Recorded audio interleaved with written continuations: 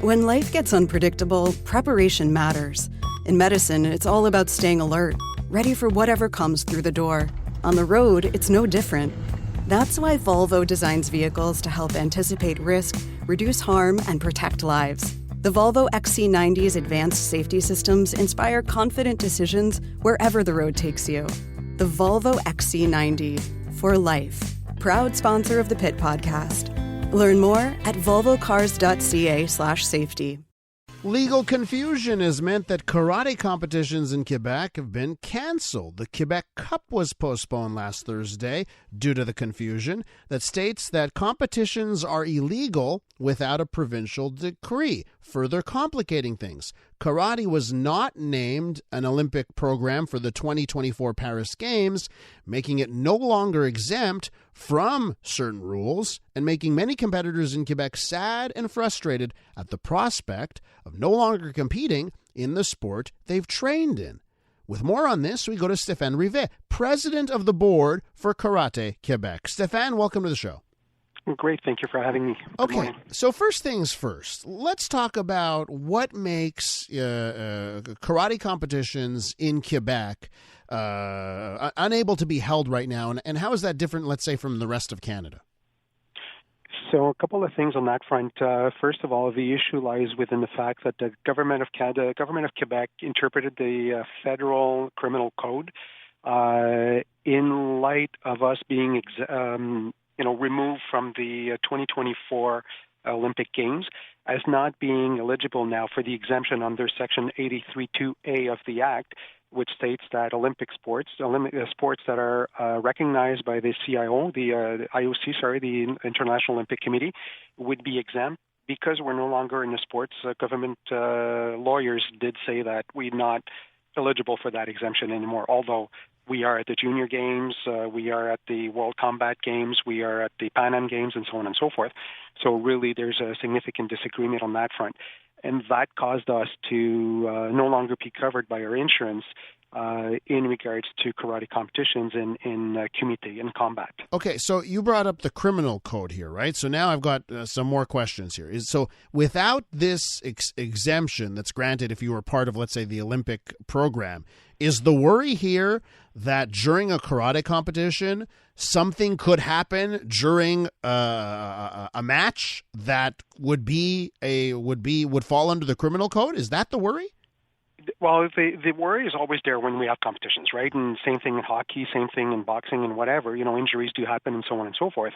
But the issue lies into the fact that the criminal code states that prize fighting is punishable, by legislation. Gotcha. In Quebec, we were exempted under Section A, which is Olympic sport. There are other exemptions that exist under Section B, which is sports approved by the provincial government, by the Lieutenant Governor and Council, or C, a competition approved by the specific authority responsible for that, or D, when it comes to professional sports, like in Quebec, it's the Régie des alcools des courses et des jeux, who can provide permits and licenses for boxing and MMA, for example. Gotcha. Okay, so this has to do with prize fighting rules here. And Stephane, this is only, right now, this is affecting only Quebec?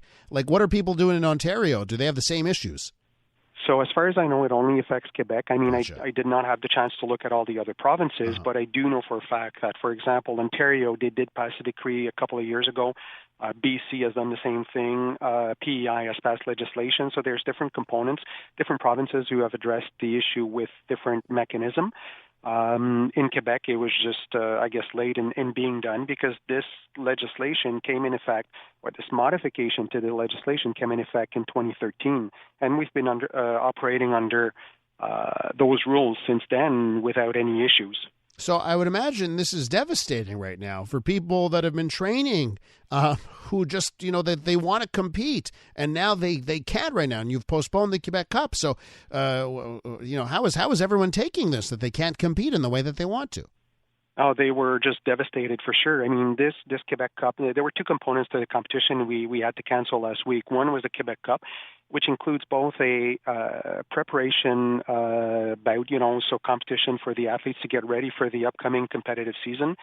There was also a recreational piece to it where, kids and adults of all ages go there just to challenge themselves and, to be able to set objectives for themselves and compete for fun. And then the other significant piece to that is the Canada Games qualification process, without which, if we can't do that, that means Quebec will not have a karate delegation at the Canada Games in 23 in PEI.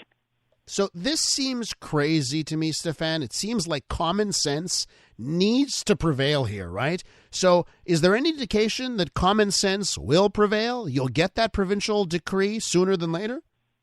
So I truly hope so. I mean, right now, for the past week and a half since we got the news from the provincial government, we have been working and collaborating with the Department Ministry of Education, and they have been working on something on their side. They can't say exactly what they're doing because it has to go through the proper channels and stuff, but we have been providing input to them and information. Cabinet members of Parliament have been sworn in yesterday. So, in all technicality, ministers that were there before should already be enacted to be able to do some things as of today. New ministers will be named tomorrow. So we're hoping that, starting from today, they can actually start taking action on the political side to get this done. And how much longer can you afford to wait before it starts to have a major effect on delegations and Karate Quebec and of course the competitors? How much more time do you have before you need action? I need I need this to be resolved by next week, because if it's not resolved by next week, I need to enact alternative plans to be able to do this and do something else. If we don't get a qualification in on November 13th, this needs to be planned ahead of time. Athletes have to be traveling from out of the greater Montreal area. We have people coming in from Gaspé, from up north, and so on and so forth. So you need to get that done, and tournament like that doesn't get planned in a day. Stephane, while I have you here, I would just love to know how you feel about the fact that the Paris Games won't have karate, that you've been given the boot for skateboarding at the Games. When that decision was announced, how did that make you feel? Yeah, it's really a shame. I mean, we're a long-standing sport, and I'm not going to comment on the other sport. That wouldn't be fair.